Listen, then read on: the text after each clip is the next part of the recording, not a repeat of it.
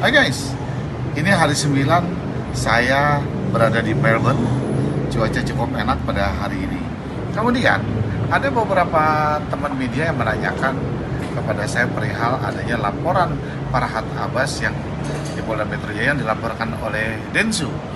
Saya tidak bisa berprediksi laporannya seperti apa yang dilaporkan Densu terhadap Farhad Abbas, dugaannya seperti apa. Tapi setiap orang ketika ada dugaan tindak pidana, dia dilaporkan ya sah-sah saja menurut saya. Tinggal kita nanti menjalani bagaimana prosesnya Farhad Abbas ketika dilakukan diminta keterangan oleh polisi sehubungan dengan laporannya Densu dengan membawa bukti-bukti terkait.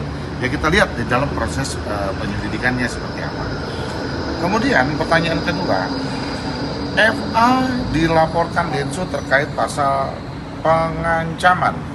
Bagaimana tanggapan Mas Krisna? Sejauh ini laporan FA juga sudah di tahap apa? Saya kalau melihat ya bahwa pasal pengancaman yang dilaporkan oleh Densu kalau ini benar, seperti apa yang diancam oleh Farhad Abbas kepada Densu? Misalkan apa sih kalimat hajar gitu ya, misalkan ada kalimat hajar seperti kemarin. Kan sebelumnya ada tulisan yang tai itu, kemudian Farhad tidak suka, Farhad bilang kalau lu kasar, lu bagaimana dengan gua hajar lu. Nah, lalu setahu saya juga kalau orang terancam, dia diintimidasi dengan ancamannya itu, dia merasa ketakutan, lalu berbahaya untuk kehidupannya dia, berbahaya untuk dirinya dia, sehingga dia meminta perlindungan hukum kepada polisi, sehingga dia melaporkan bahwa itu pengancaman. Tapi kan kita tahu kalau orang yang diancamnya dia lebih aktif mendatangi daripada yang diancam. Seperti teman-teman netizen lihat, siapa yang mendatangi? Nah, lalu keluar setelah didatangi, dia bilang bahwa sudah clear ya, sudah oke ya, semua ya. Nah, kan proses pengancamannya di mana? Gitu loh. Proses pengancamannya itu di mana? Kalau dikatakan sudah clear, sudah oke, dia sudah mendatangi. Nah, yang aktif itu siapa? Yang diancam atau yang mengancam? Ya kita lihat lah, apa-apa, sah-sah saja namanya proses laporan penyelidikan, kita akan ikuti bagaimana prosesnya, ya kan?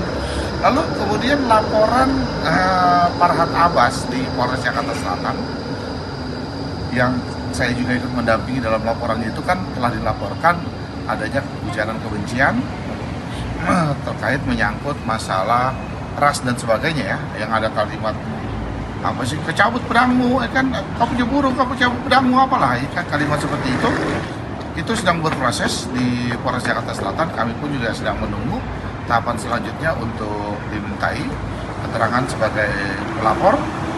Ya biarkan itu nanti berproses berjalan. Sampai sejauh ini semua masih on the track berjalan dalam proses laporannya di Jakarta Selatan. Kemudian poin ketiga, info terbaru, Densu melakukan polling terhadap donasi yang sebelumnya diperuntukkan untuk kesembuhan Agus. Tanggapan Mas Krisna seperti apa? Nah, saya bingung. Donasi ini, polling ini dibikin tuh oleh siapa? Ataukah terlegitimasi polling tersebut? Ataukah ada lembaga yang mengesahkan dalam polling tersebut? Ataukah bagaimana? Saya juga nggak paham. Polling ini dibuka tuh untuk siapa? Misalkan, kita lihat dulu dong data akurasinya. Katakanlah yang mendonasi atau yang memberikan sumbangan kepada Agus, misalkan 100.000 orang, kan semua terdata dengan perincian yang jelas, dengan bukti yang jelas, lalu diadakan polling. Kita pun diberitahukan bahwa polling tersebut terdiri dari 80.000 orang. Nah, itu kan memenuhi syarat untuk dilakukan polling. Nah, kemudian kalau misalkan polling itu nanti hasilnya, misalkan hasilnya A atau hasilnya B atau hasilnya C, ya silakan aja kalau kalian berani menjalani daripada hasil polling ini. Toh juga udah jadi laporan polisinya yang dilaporkan Farhad Abbas terhadap yayasan dan terhadap pihak-pihak terkait kan sudah dilaporkan oleh Farhad Abbas.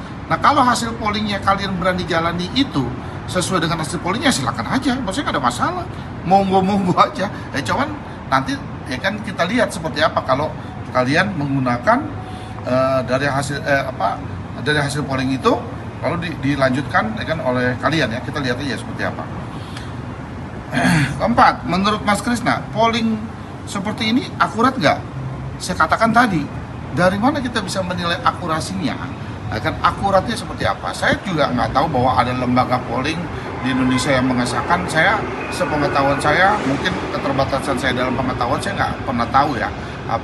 Kan seperti eventnya Indonesian Idol, ya kan mereka dibikin polling, ya kan lalu disiarkan di TV dengan begini, ada jurinya, ada apanya, itu kan jelas. Kalau ini saya nggak paham gitu loh, jadi saya nggak bisa berkomentar bahwa kan ini akurat atau nggak akurat.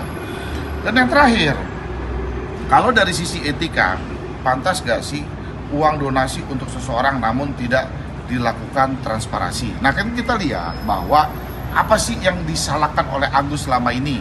Agus dituduh akan beli handphone, dituduh beli emas, dituduh bangun rumah, dituduh beli rumah, itu kan semua nggak ada pembuktiannya. Cuman kan digiring seolah-olah opini itu terjadi bahwa Agus bangun rumah, Agus bayar pinjol, Agus bayar ini, semua kan tidak ada pembuktiannya, ya kan itu semuanya kan fitnah, tidak ada pembuktiannya. Nah kalau buat saya, kalau mau transparansi, gini aja lah, yang terbaik nih ya buat saya. Nanti kita lihat nih hasil, ya kan, minta hasil mutasinya Agus, berapa yang melakukan donasi dan sebagainya, ya kan, kembalikan aja dulu ke donatur, ya kan, suruh yayasan atau suruh pihak yang lain mengembalikan itu uang kepada donatur satu persatu, ya kan, berdasarkan mutasinya, ya kan, dari rekeningnya Agus. Nah, kembalikan aja ke semua ke donatur-donatur itu. Setelah itu baru diadakan polling kembali. Cocok nggak begitu? Itu saran saya ya. Oke, salam Krisnamurti dari Melbourne.